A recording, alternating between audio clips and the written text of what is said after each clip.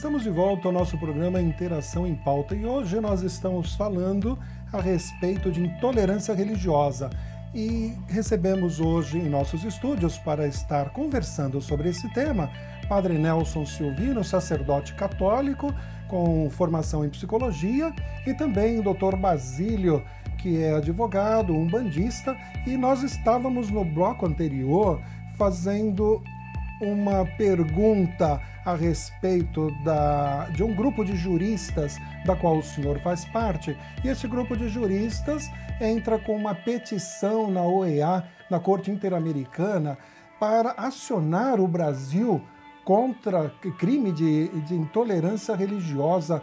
É isso, doutor Basílio? O que é isso? Qual que é a função dessa petição? Bem, realmente nós estamos invocando a Corte Internacional, até porque nós não somos respeitados como religião.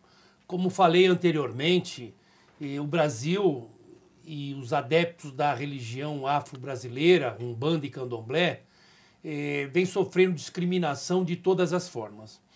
E acontece que a gente não é visto de forma a resolver esses nossos problemas junto aos departamentos governamentais, as delegacias de polícia, Ministério Público, a magistratura. Eles fazem de conta que nós não existimos frente a outras religiões que são maiores. Então eles entendem que Umbanda e Candomblé é uma religião que a gente não deve dar importância. Então, tendo em vista todos esses ataques que a gente vem sofrendo, que eu já falei anteriormente, como o Ministério Público, que determina dia e hora, magistrados que não recepcionam nós como uma religião, ataques de criança em escolas de professores evangélicos, e tudo isso, existe uma gama de legislações que nos acolhe, mas existe um distanciamento muito grande entre a realidade e a lei. Existe um distanciamento muito grande. E esse distanciamento é que está nos atrapalhando, porque nós não conseguimos chegar à lei, com que a lei seja aplicada.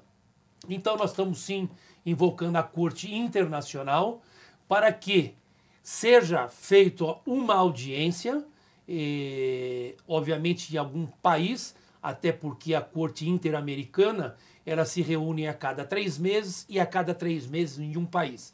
E a nossa pauta de reivindicação já está pautada na reunião de março do ano subsequente. Então nós estamos postulando que o Brasil seja acionado a reconhecer a nossa religião e que por intermédio desse reconhecimento o Brasil seja penalizado a ter instrumentos de proteção às religiões afro-brasileiras e que tenha, assim, também um ressarcimento por parte do Brasil com referência a essas casas que foram depedradas, que foram incendiadas. Então é exatamente o motivo pelo qual nós estamos invocando a Corte Internacional. Então nós queremos que o Brasil seja compelido a ter um ressarcimento para com os terreiros que foram incendiados e depedrados. Com licença, doutor, mas o senhor fala Brasil. Veja, nós estamos há 500 anos da Reforma Protestante. Eu tenho um carinho muito especial pelos evangélicos, vim de uma grande formação com a Igreja Batista, mas me parece que os evangélicos ainda têm pouca incidência ou pouca representatividade nessa briga toda. No caso, a pergunta minha seria essa: o senhor está se referindo de uma forma mais explícita aos neopentecostais? Quem Sim. teria que pagar essa conta? Que Brasil é esse? Ele tem um nome? Bem, eu gostaria de deixar bem claro que tanto a Umbanda quanto o Candomblé vive em harmonia com todas as outras religiões. E voltando à pergunta, a religião os evangélicos, no que a gente está se referindo, nós não temos problema nenhum com os evangélicos. Nós temos sim problemas com os neopentecostais. Hoje são os neopentecostais que nos atacam 24 horas por dia. Fazendo uma retrospectiva, há coisa de 16 anos nós começamos uma ação contra a Rede Record e a TV Mulher, a qual liminarmente nós discutimos por coisa de 15 anos. Ganhamos a liminar na Justiça Federal, eles entraram com recurso, fomos para o tribunal e subimos até o Supremo Tribunal, ganhamos a liminar nessas 3 esferas. O processo desceu para julgamento de mérito. Ganhamos em primeira instância, então, como eu estava dizendo, o nosso problema é exatamente com os neopentecostais, que são religiões hoje que têm uma força política muito grande. Hoje, em qualquer cidade que nós formos, nós temos uma bancada evangélica, por menor que seja. Eu vou dar um exemplo muito categórico, muito claro, que ocorreu recentemente. Em Cotia, a bancada evangélica colocou um projeto de lei com referência ao abate religioso. E aprovaram, foi para a sanção do prefeito daquela cidade e ele sancionou a lei. E nós, com toda certeza, não poderíamos deixar que isso se proliferasse. Obviamente, uma cidade conseguindo, as outras seria uma avalanche de projetos de leis.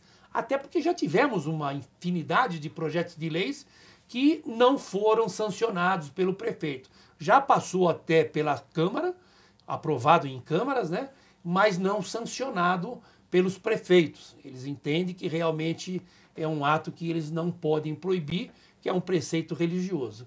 Então, veja bem, Cotia aprovou a lei e nós tivemos que entrar com uma medida direta de inconstitucionalidade, tivemos que ir à procura de um partido político, até porque essa medida só pode ser interposta por intermédio de um partido político, e então, por intermédio desse partido político, nós conseguimos, em 3 dias, brecar, cassar o sancionamento desse projeto de lei.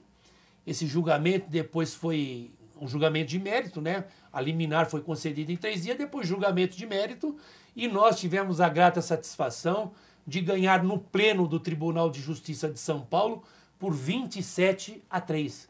Quer dizer, uma vitória esmagadora, tá entendendo? Perfeito. Dos preceitos da religião. Quer dizer, entende-se que dentro de São Paulo nós não temos qualquer tipo de problema. E apesar de que nós não temos nenhum tipo de problema a nível Brasil, até porque temos uma ação também com o ministro Marco Aurélio no Supremo Tribunal que versa sobre o mesmo assunto, de um processo que nós tivemos no Rio Grande do Sul, a qual fomos vitoriosos em primeira instância e em segunda instância, e o Ministério Público entrou com recurso extraordinário e ele está já no Supremo. Nós já estivemos lá com os 11 ministros, em especial com o ministro Marco Aurélio, porque ele é o relator desse nosso processo. Então, doutor, o senhor está falando de vários exemplos de como está funcionando esses processos aqui no Brasil, mas nós estamos falando de uma sentença na Corte Interamericana de Direitos Humanos. Com relação ao Brasil, qual a validade desse ato? Veja bem, o Brasil é signatário do Pacto de São José. Portanto, todas sentenças, todas as decisões dessa Corte Interamericana, tendo em vista o Brasil fazer parte desse pacto, desse pacto que existente entre os países, o Brasil ele é obrigado, sem sombra de dúvida, a obedecer todas as sanções, todas as penalizações por parte da Corte Interamericana. Até porque nós fazemos parte do Pacto de São José. Perfeito. Padre Nelson, o senhor está vendo que essa questão, o doutor Basílio está falando para nós, ela movimenta as leis. Ou seja, nós estamos vendo que existe a parte processual, mas, a seu ver, o que é necessário para que a gente mude esta mentalidade de intolerância religiosa? Acredito sim, Celso, que é o diálogo. É a abertura ao diálogo, ao conhecimento daquilo que é diferente, da minha forma de pensar, da minha forma de perceber o mundo, da minha forma de interagir com a realidade. Eu acho que esse diálogo é o ponto primordial. Ela só é muito difícil com o intolerante, né? Com o intolerante você não consegue nada. O intolerante ele é o dono da razão e você não tem um diálogo. Eu falo isso, doutor e Celso aqui presente, principalmente pensando na grande oportunidade que tive de estar no Dia Nacional da Liberdade Religiosa, do diálogo interreligioso, onde o deputado Campos Machado, com esta oportunidade de lei que legislou para São Paulo, nos deu a possibilidade de estarmos juntos, encontrar Pai Francisco do Candomblé, encontrar representantes do budismo, encontrar o simples fato das lideranças religiosas se encontrarem, se dialogarem. Eu acho que é o grande testemunho da unidade, é o grande caminho do diálogo, da construção da paz, do relacionamento, porque os adeptos, os fiéis, eles olham e falam, nossa, né, que maravilha, se um umbandista está conversando com um padre, né, e se o evangélico, inclusive o neopentecostal, receber a visita do sacerdote católico e não aproveitar disso para poder fazer uma lavagem cerebral, porque não é outra coisa, Celso, sabe? É um proselitismo ferrenho, colocando para os seus fiéis, né? Olha, tá vendo? Até o padre esteve aqui. Eu fui visitar, eu fui participar do culto, como ele é convidado a vir a participar da minha missa católica.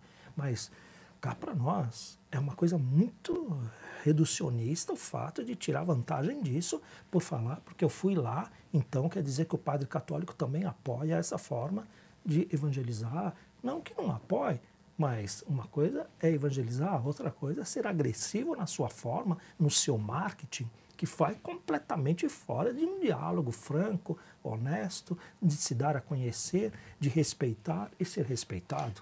Eu também entendo que a única forma de resolver esse problema é por intermédio do diálogo interreligioso. Mas com pessoas de mente aberta, com pessoas que sabem ouvir o outro e que não acham que ele é o único certo nessa forma. Até porque Deus é um só. E nós temos cada religião tem uma forma de chegar até ele. Mas Deus é único, Deus é o único, onipotente, onipresente, e cada religião tem a sua forma de chegar a ele. Então eu entendo que é único e exclusivamente por intermédio do diálogo interreligioso é que nós poderíamos acabar com essa intolerância religiosa. Friso, é muito difícil, porque nós temos muitos intolerantes que não admitem e não participam desse debate interreligioso. Nós queremos, Padre Nelson, chegar a ter uma perspectiva de viver essa liberdade religiosa que vocês estão tão bem falando. E eu tenho certeza que nosso assunto ainda iria se estender por horas, mas infelizmente o nosso tempo chegou ao final. Eu gostaria que o senhor olhasse para esta câmera que está aqui e falasse para aquelas pessoas que estão em casa, estão participando conosco, quais as suas considerações finais e deixe uma mensagem para eles. Bem, pegando o gancho no que o doutor acabou de falar, a única coisa que eu gostaria de evidenciar é isso. A abertura minha, dos líderes religiosos e dos fiéis para que haja realmente esse encontro, não esse confronto, né? De confronto nós estamos cheios. Eu acho que é importante não discutir, mas colocar, que nós possamos dar um passo em direção a essa perfeição, nessa busca do diálogo, nessa busca de conhecer aquilo que é diferente, tirar o véu.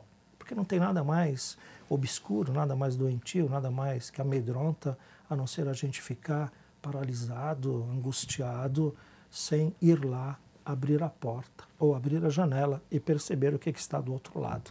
E aí nós temos possibilidade de partilhar, de criar unidade, de criar fraternidade. Fica este grande desafio para mim e para você. Muito obrigado, Padre Nelson. Doutor Basílio, suas considerações finais. Bem, eu gostaria de mais uma vez agradecer a oportunidade e o convite feito pelo PTB, dizer que para nós é uma honra, uma satisfação muito grande poder ter pessoas da Umbanda e do Candomblé falando à sociedade e dizer mais uma vez que Umbanda e Candomblé são religiões, vou dizer a Umbanda, a religião genuinamente brasileira.